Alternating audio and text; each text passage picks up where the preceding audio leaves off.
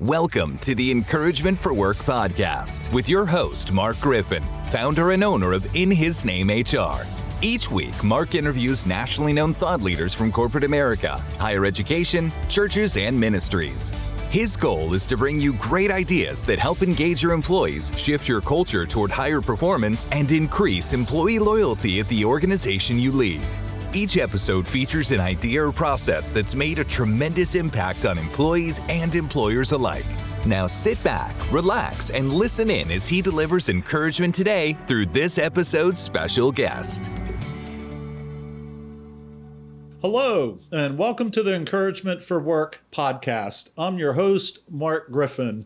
Today I'm going to talk about a subject that seems to be coming up more and more lately, and that's downsizing. The economy's slipping. We're being called by colleges, even churches. There's a lot of reductions out there in the marketplace as well. So today we have a very special guest on our show, Karmae Fahr. Karmae has an incredible background in industry. She has wonderful experiences in recruitment, but she also has a compassionate heart, and she's witnessed downsizing and downsizing done incorrectly. So we're going to talk to Karmae today, give you encouragement, and help you navigate these tumultuous times.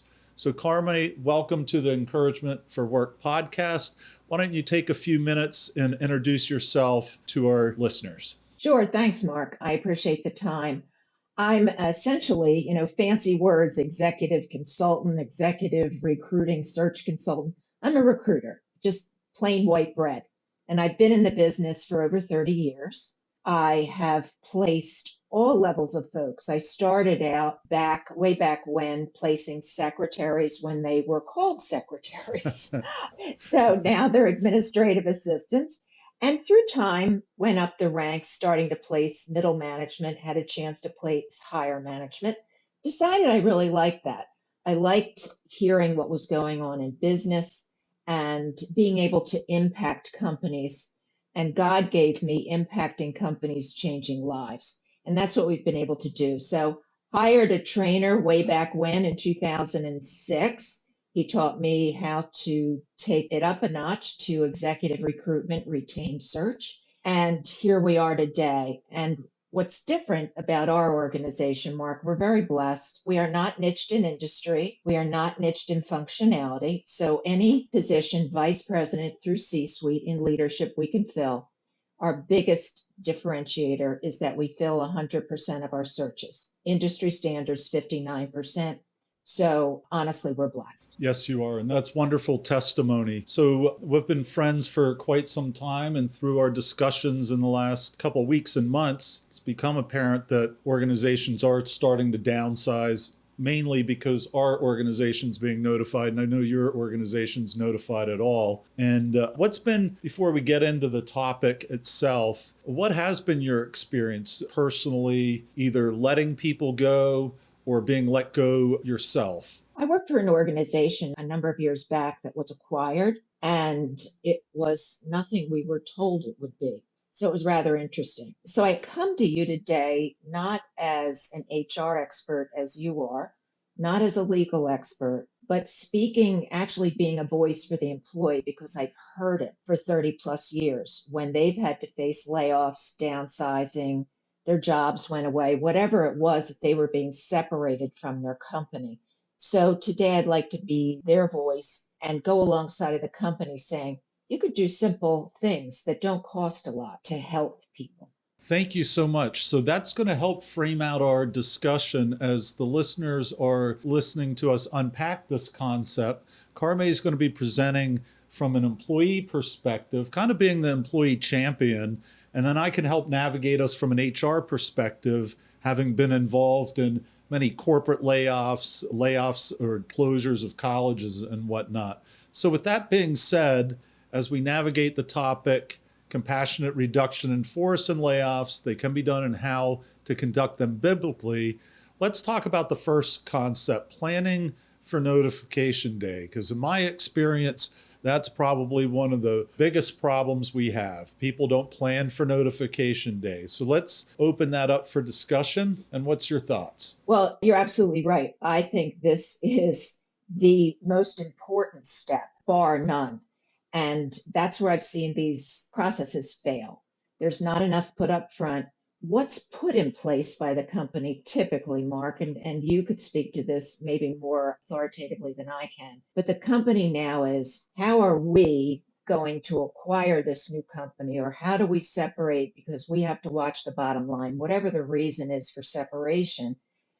And now it's all about the company. Exactly. The employee becomes a number, and the employee, well, it's just It business. is just business. There is no, Sure. yeah, there is no such thing as it's just business. And you'll hear me say today, the most important verse, I think, writes the entire employment law, is that do unto others as you would have them do unto you. What more do you need than that? Exactly. One point, if I may, when employees are coming into an organization, it's all about, how can we make you successful? How can we make you feel welcome?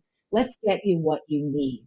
And usually, not in all cases, onboarding has been paid attention to, the needs of the employee to get them up and running so they can help impact the company. There's no thought to that typically. I'm speaking, grossly generalized, Sure. but there's no thought to, how do we help that employee be successful as we're offboarding them? So this is where that all important first step comes into place. What have we planned? First off, Mark, I hear all the time, I just heard it a few days ago, an executive in a bank. They were acquired, and the CEO said, I don't know anything. Exactly. I said, how can you not know anything? No one is telling me anything. No one is letting me know if I'll be retained, how long I'll have a paycheck. Sure. No one. I could repeat that 30 years, all levels of staff. Exactly. They are not communicated to. And I think that's the most grievous part of all of this, that a company hasn't decided, at least communicated, who they're keeping and who they're not. Sure. And now let's keep Sally, let's lay off John, but let's help them both integrate into their new world properly. So there's so many things to unpack by what you've just discussed. And I think as it resonates with me from an HR perspective and how I see it is, you're right. Most organizations don't plan for notification day. I've been with organizations in corporate America that literally decided at 1 a.m. who the people were that I was going to lay off at 7 o'clock in the morning. And then a year later are asking, why do we have turnover and why are people quitting and what's going on? It's just these last minute decisions. And the narrative, in my opinion, isn't just for the people departing and letting people know what's going on. It's for the people that are staying behind. How are you going to talk to the people that are staying behind? Because they have fear in them. They're waiting to get laid off themselves. They have families to support and communities. And sadly, I see this not just in for-profit organizations. I see it in religious exempt employers as well, that a college is losing students and it just quickly reduces people and not let the current employees know what's going on. So creating a narrative well before notification day and getting all the executives on board so the executives can calm the culture a little bit can be profound. Can you add a little bit to what I just said before we move on to the second bullet? Sure. 1 Peter 2 says, show proper respect for everyone. And that means everyone. So also, I'll speak on your behalf, Mark.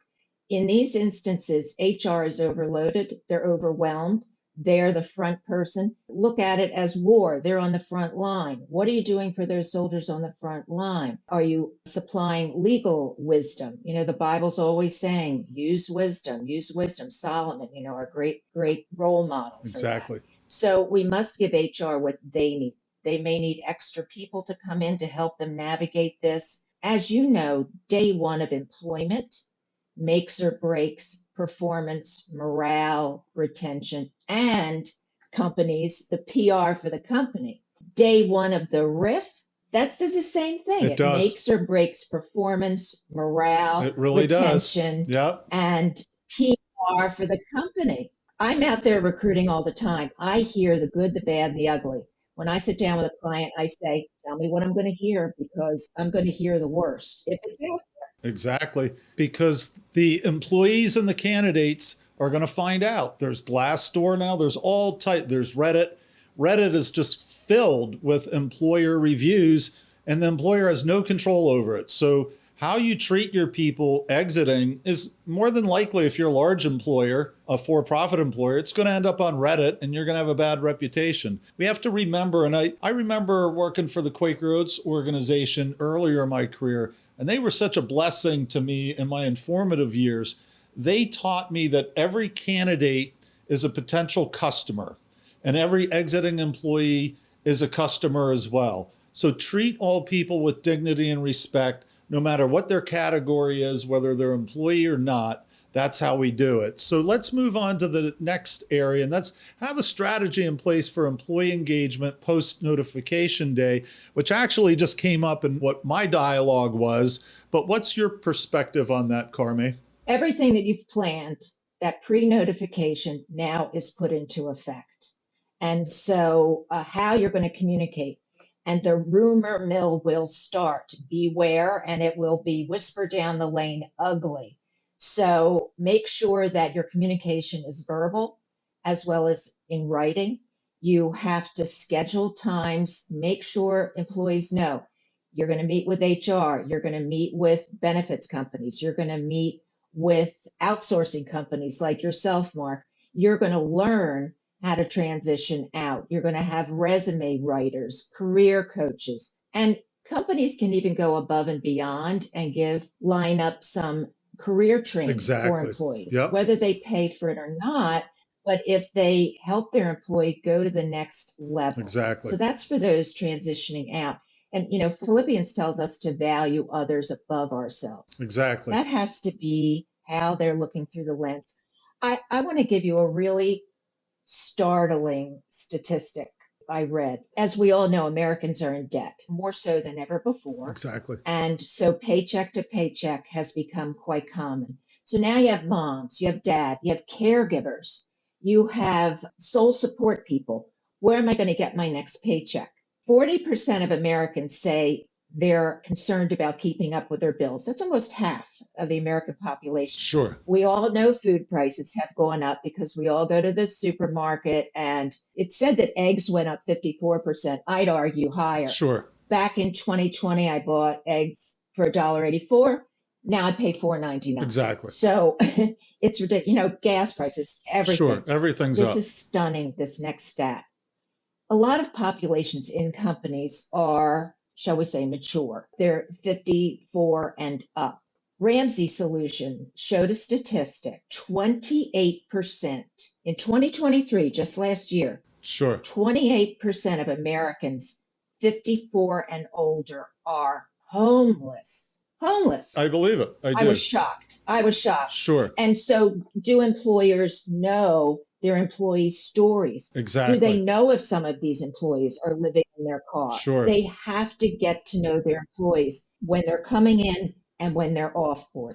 It's an incredible fact, a shocking fact, and an important fact that we need to share. So we're in the home stretch of wrapping it up today. And let's talk about what services should we be offering exiting employees. You did talk about Ramsey Solutions. Many people use that. Storehouse Wellness, we recently had them on our podcast. They offer an incredible amount of solutions for their employees with nutrition, wellness, and their spiritual journey. What services do you see organizations offering, Karmae? Yeah, and I don't know that I'm seeing them offering things as much as they should. Even severances are in question. I just had a CEO said, well, now the board's planning on pulling my severance.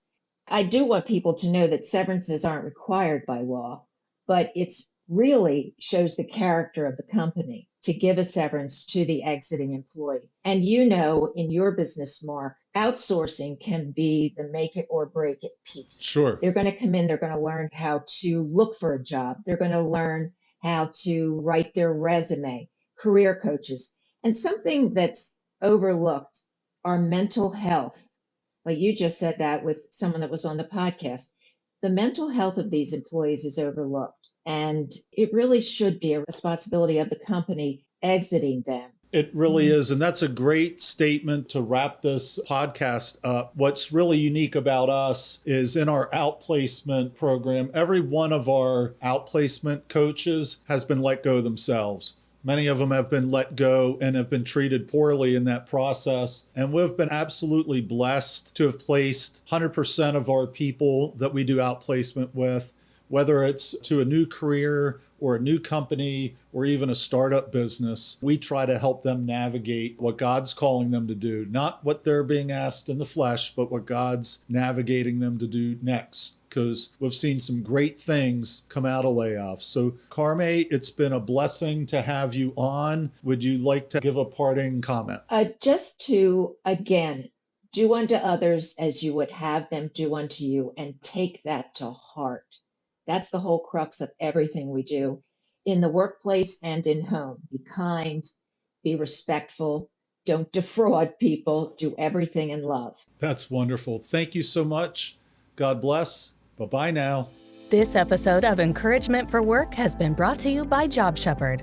Post-COVID-19 recruitment has been unquestionably hard for employers, with many struggling to find quality employees in the aftermath. Religious exempt employers have had an especially difficult time.